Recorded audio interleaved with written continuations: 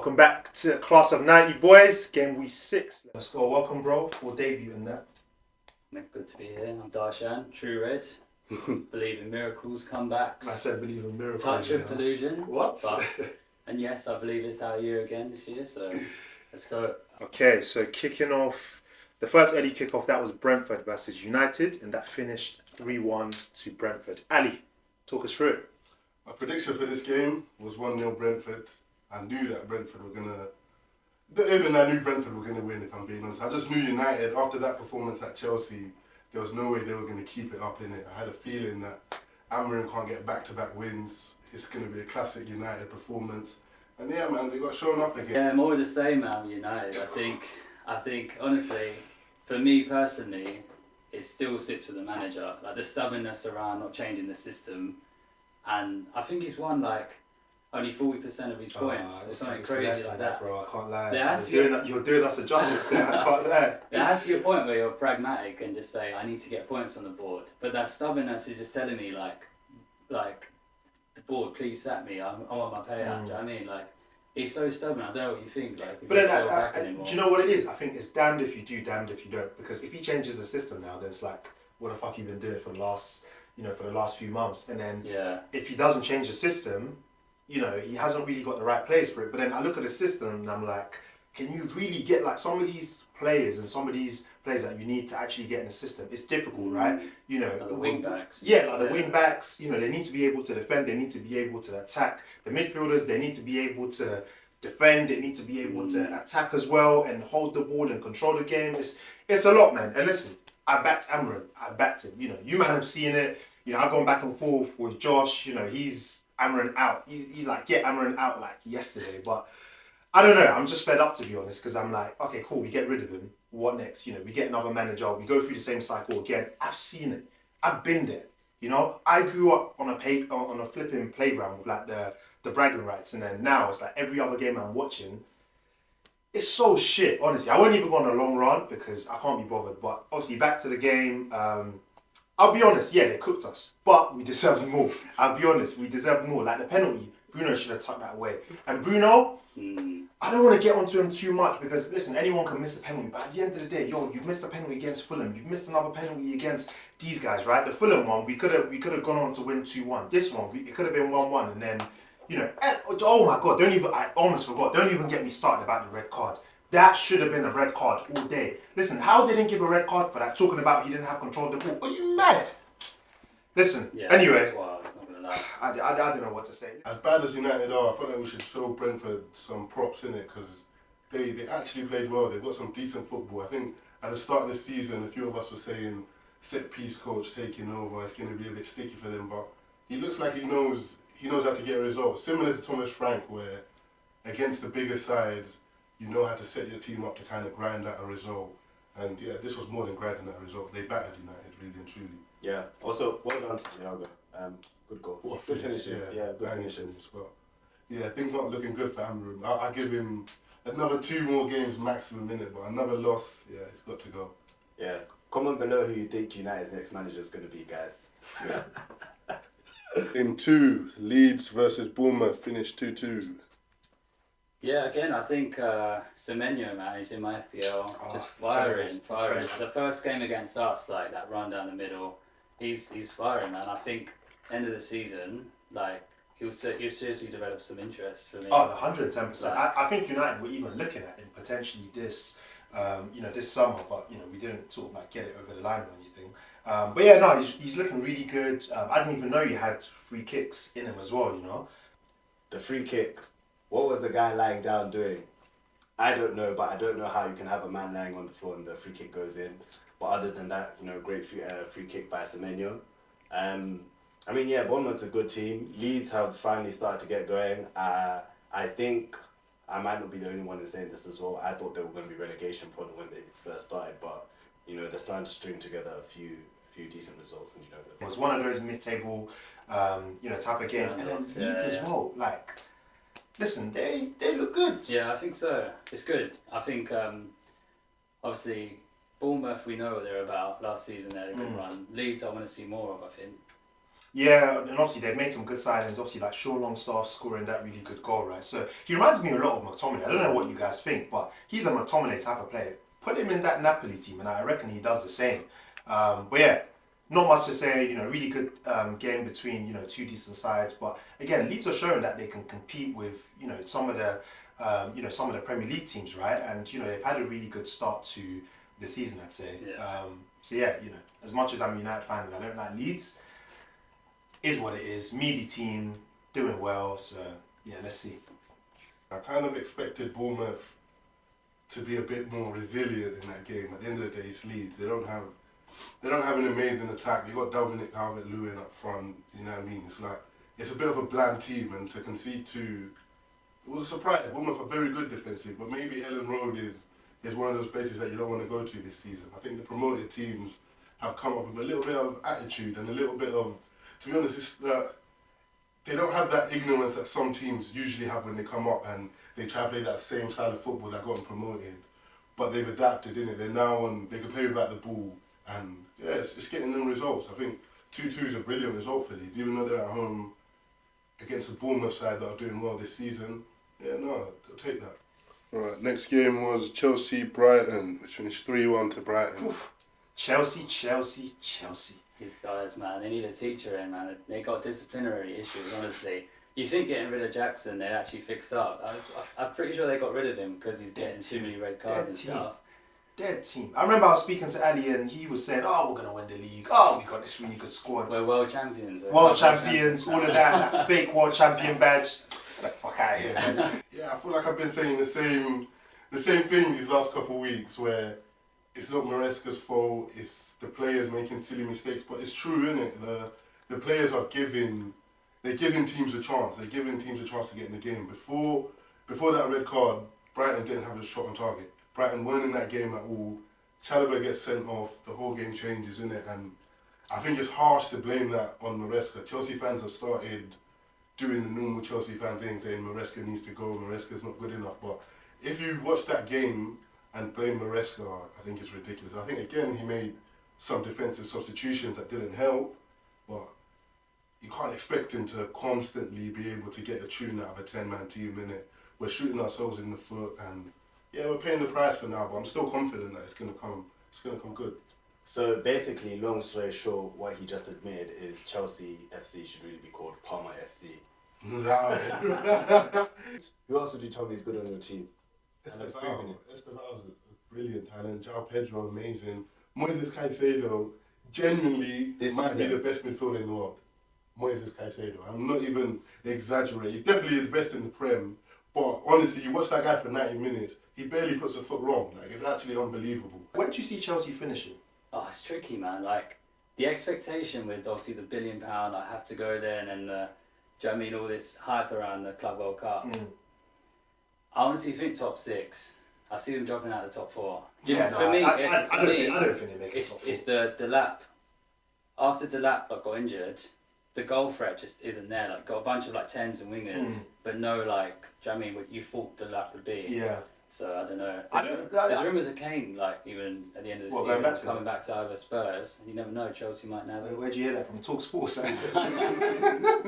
But on Brighton, this is exactly what I was saying a couple of weeks back, innit? They'll turn up for these games, and then they'll play another team like their level, and you'll see nothing from them, innit? But the players like Danny Welbeck and that, when it comes to Chelsea, that's when it's your time to turn up, innit? And yeah, I can't lie, I hate playing Brighton for that reason, but I don't think they can compete or say that, yeah, we're getting done. Because the players that we signed from them, Cucurella, good signing. João Pedro, good signing. Moises Caicedo, good signing. Who's really flopped that we signed from Brighton? Graham Potter. Yeah. Right, next game was Crystal Palace-Liverpool, 2-1 to Crystal Palace. Do you know what? I was hesitant to make my debut this week after the Galatasaray result yesterday, but I got to stand on business. For me, like, it was always going to be a tough game. Like, Palace are fantastic, man. Like, their manager, everything. So it was always going to be tough, but I think our performance was just so, can I swear? What? Shit, bro. Like, it's so shit, like, the whole game. nothing. And I think the guys touched upon it, but Wirtz and Frimpong, they feel like they're just here for hype. Like, they need to start delivering. Wirtz especially, like, I know it's tough with the price tag, but it just offered nothing. Ekitike, idiot. Like, we needed him in that game. Isak, I don't want to make excuses. You can't cook him yet, but at the same time, I can't. But you need impact. Salah again. Like, I'm not happy with the result, but as I said, like, there's caveat on there. It's a tough place to go. yeah. So let's see. I don't know what you thought. Everyone's probably in agreement with me when I say this. Liverpool couldn't keep getting away with it, and I'm very happy they didn't. And to be honest, I'm not worried for them. I'm happy that they're worried, but you know, without Alisson to keep saving them for the next few games, I think they're going to be in trouble for the next few games. Yeah, I think the cracks are starting to show, and that works in my favour. I don't know if I'd say the cracks are starting to show, or it's just, it was inevitable, innit, where it's like, you can't do that, play the way they were playing before all season and get away with it. Eventually you're going to drop points.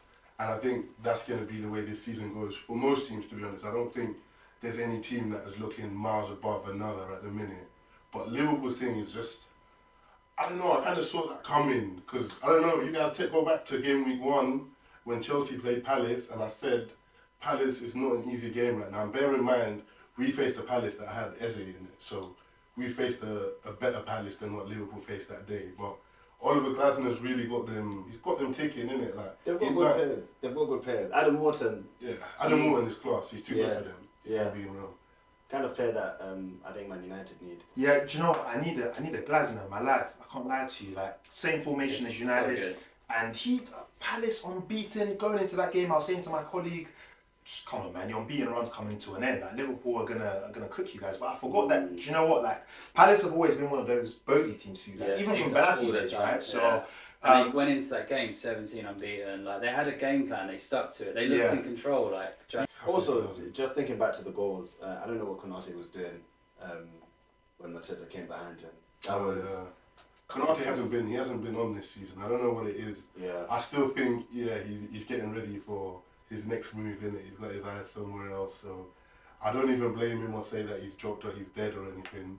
I think Liverpool signings are low-key letting them down a bit, innit? I've seen some Liverpool fans getting onto Frimpong. Wirtz, I think he hit 007 this weekend. Officially, welcome to the club. The worrying thing for Wirtz is I haven't even seen a glimpse of like, yeah, this guy looks like he could be something, innit? How much did they spend on him again? Was it 100 something? Oof. Obviously, big shout out to Mr. 007. Welcome to the club. Do you know what I mean? Suited and booted. I see you. And the thing is, the reason why I'm gonna cook him is because he actually had a chance to score. That's the thing, right? And he's one of those type of players that he looks good on paper. Even got the right name as well. Words. You're thinking, bro. Do you know what I mean? Like, this guy actually looks like a baller, but he's arse. He's arse. Like, do you know what? I'm so not patient as well, but the only thing I would say, like, he gives me that Coutinho vibe where that first season he doesn't bang, but after that, yeah, but it's just a different league. He's not a physical player. No, I get you, but you guys should have done that analysis before you signed him. And then as for Isak, again, come on, like, I don't want to cook him too much, but at the end of the day, bro, like, you've played against bare of these teams. You know what they like. Do you know what I mean? You're a Premier League player. Come on, man, you should be doing better. Yeah, and obviously with Ekitike being out, you need to come in, show that impact, and be like, alright, cool, Ekitike, you can score goals, but my guy, I can score goals as well. Yeah, exactly. Against Southampton, he come on. Obviously, he was dumb to get the red, but he's kind of showing like Ekitike with the shirt, like, do you know what I mean? Forget Isak, I'm here now, I'm getting the goals. So I rate that. So Isak needs to step up, man. Yeah, I mean, listen, Liverpool, I'm your biggest haters, and I enjoyed that game. Right, next game is Nottingham Forest Sunderland, which finished 1-0 to Sunderland. Yeah, dry game, dry manager, come back into the Prem, probably going to get sacked again. Obviously, you can still tell that I'm fuming from the Europa League final last year. But no, genuinely, he is a shit manager though. Let's be so honest, innit? No new manager bounce. I haven't really seen anything that he's kind of brought into the team, albeit, obviously, the signings aren't his. Because I think they didn't replace players properly, like signing the winger, was it in Doi or whatever his name is? Again, not good enough. He's like a Poundland, Elanga, not playing good enough. The only player that really looks good for them this season is Anderson. And Ange Postecoglou, what's going on there, innit? I think this might be his 3rd or 4th game, maybe even more, innit? And still no win, I believe. It's getting a little bit worrying. I never personally thought he was that good of a manager. I think if you're going to already make the crazy decision of sacking Nuno, who's clearly a good manager, you've got to bring in someone that has got a bit of pedigree to him, innit? And I think Ange is a bit of an experiment, innit? He's definitely not a shit manager, but you need to play a certain type of football to be successful at a club like Nottingham Forest, and I don't know if he's got that. I think, yeah, Nottingham Forest have just dropped a level, innit? Like, it's not. It might be his fault, it might not be, but yeah, I've definitely got to put the blame on you, Ange, for this one. Because you should be beating Sunderland. I don't want to hear an excuse for beating. Sunderland look decent, they got promoted and they look decent like they are like Leeds, but at home, you should be winning that game. Easy. But I think you got to shout out Sunderland, man. I think they're sitting top 4 still, or like, and like, I love it because obviously the past few seasons, the newly promoted teams, they just up and down, yeah. So I'm happy to see that, and obviously I'm looking forward to the Sunderland Newcastle derby as well. That's like be big as well. So yeah, I'm happy about that. Yeah, go back to the season predictions. One of our first videos. You'll see that I said to people, I remember. Sunderland. I said, watch out for Sunderland. You did. They laughed. Yeah. They laughed, and look now. They got really good players. I saw a tweet from one of the Sunderland fans the other day saying that he's been a Sunderland fan for however long, and honestly, Xhaka is like one of the best players he's ever seen play for them. Which at the start of the season, I did say the same. So, good for Sunderland. Long may it continue for them. Really good addition to the Premier League this season. Next game was Tottenham versus Wolves, and that finished 1-1 apiece. Wayne? I wish we got Kudus instead of Madueke. I think even when his team loses, he plays well. He's a bright spark on the pitch. Great player. That 1-1 draw, to me, that's just Tottenham being Tottenham. I think Tottenham's issue that game was Thomas Frank kind of setting it up like he's still at a small team, innit? I think when you're Tottenham, when you go to a team that's bottom of the league, you gotta go for it a little bit more. I think he had 2 defensive midfielders starting that game. You gotta go for it. Just have a bit more kind of risk taking in there, innit? I think Javi Simmons. This is actually exactly what I was expecting from Javi Simmons, if I'm being honest. Where you look like you're doing something, you look pretty in the way you play, and you look techie, but you're not actually doing anything to affect the game. I think Ali said it rightly, before. I think Thomas Frank, he's one of those guys that have literally, let's say he's got a pretty girl now, right? But he's not used for the bad bitches. You get me? He doesn't quite know, how to set up the team, to beat these smaller teams. Right? In terms of the big teams, similar to what he was doing at Brentford, he knows how to set them up, to beat the big teams. But for the meaty teams like Wolves that you should be beating, I just thought, with that game, even scoring the winner last minute, like, again, that was a bit lucky, right? But I think what he needs to understand now, he's at Tottenham. Fair enough, they're not like a really massive team, but they would be expected to beat teams like Wolves. So he just needs to up his game a little bit. But other than that, I don't know what you think, but I think he's doing well so far. Yeah, I think so. Obviously, they got the momentum from the trophy last season, bringing in a new manager, and bringing in like Xavi Simmons and stuff. So I think that guy's us as well. Yeah, I was gonna say I think they need to keep the momentum up, man, because as soon as it slips, they always start the season strong and then it slowly just goes to shit basically. So it's embarrassing, to be fair. Like Wolves at bottom, like you expect them to win at home. Like games like that you should put away. So it just shows like same old Spurs. So you don't want that mentality to keep in again. So yeah, we'll have to see how they turn it around. So what I was saying on Xavi Simmons, from what I've seen, I haven't watched all of Tottenham's games. It looks like it just needs to click. And when I say click, I mean click with the team. Because he's doing good things, but a lot of the time I feel like people just aren't there. They're not reading the game. Yeah. He's passing into a space, but there's no one there. But someone really actually should. I hear what you're saying, innit? But I think Xavi Simmons and people that have been kind of keeping an eye on his career since he was at Barca or whatever, they probably say the same. That he's one of those players that it always feels like that. Like, oh yeah, it just needs to click. It just needs to get there. But I don't think it's ever going to get there at a big team. Not that Tottenham are necessarily a big team, innit? But I just don't think he's a bit like João Felix, where everything you do looks very great, looks technical, but it's almost like you want to play perfect football. But this is the Premier League, innit? You just got to make it work sometimes. You got to do that. Mate, that might be his first good football.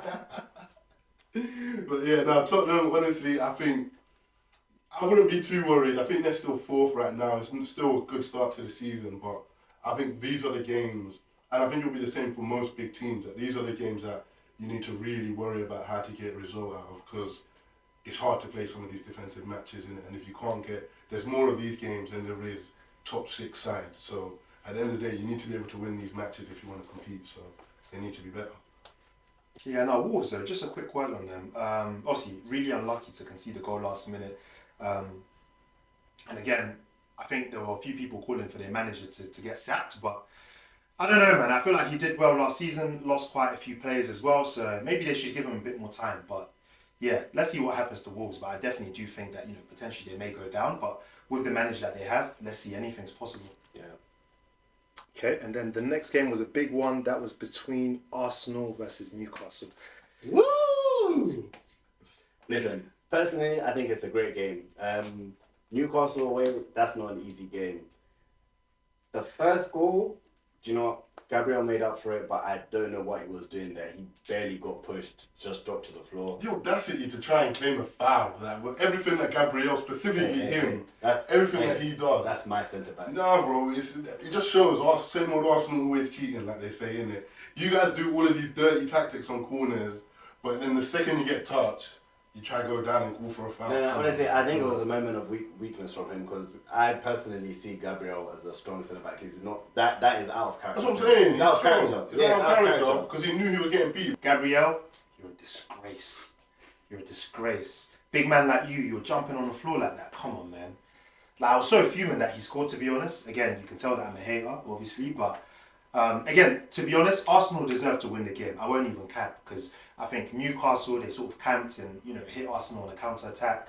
But Arsenal did play well. They did deserve to win the game, but I just think the manner in terms of how they won it, and then now they're going on, like, they're going to win the league because they won at Newcastle. Come on, man. Get a whole load of yourselves. Come on, man. Get a grip. On top of that, Arsenal cheating, we're going to stick on that.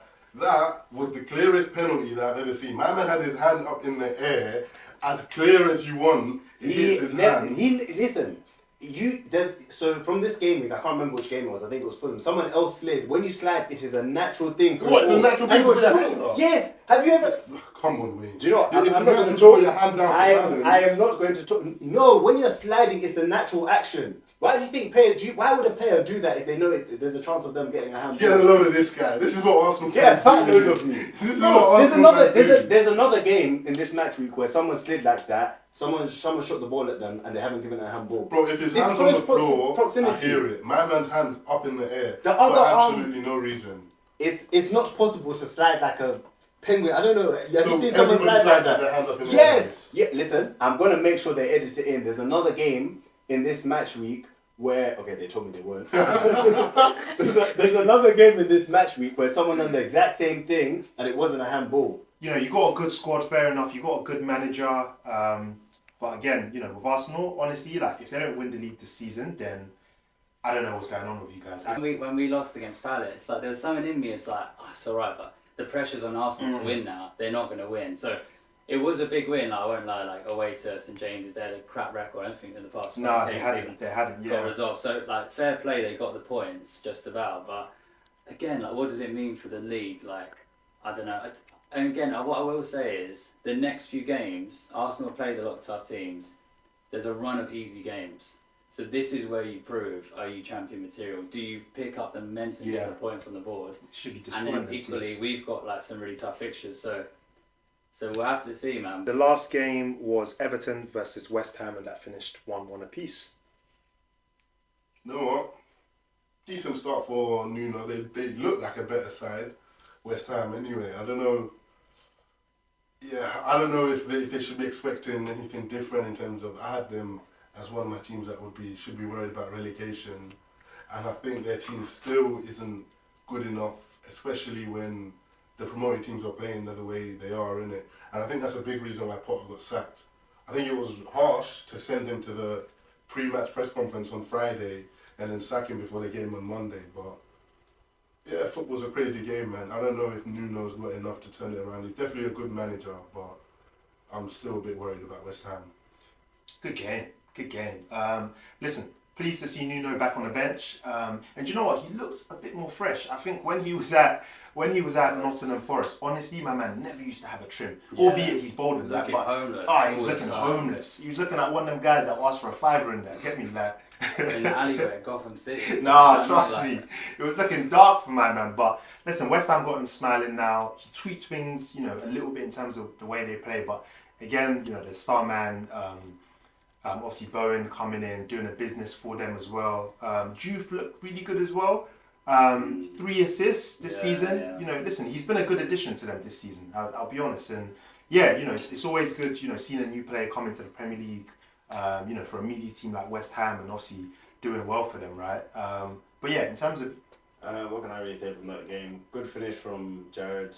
I guess new manager bounce for West Ham. To be honest, Nuno looked, well, I don't know if he always looks stressed, but I felt like he looked stressed in the second half of the game. But I don't know. I don't think there's much to say there. That midfield. The team is just a bit bland. What was it? Ward-Prowse. Well, what's it called? And The Souček. yeah, Ward-Prowse and Souček, which already shows you that Nuno's going to do a better job, because I think first game, I don't think he played either of them in it.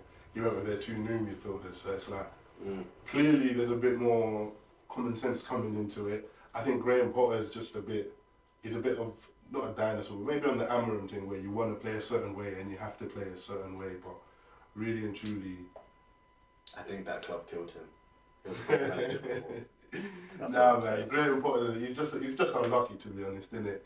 I don't think Nuno can turn it around. I don't think they should have ever got rid of David Moyes, to be honest. I think David Moyes was a solid manager for them, and look at what he's doing at Everton. I think Everton probably should have won that game.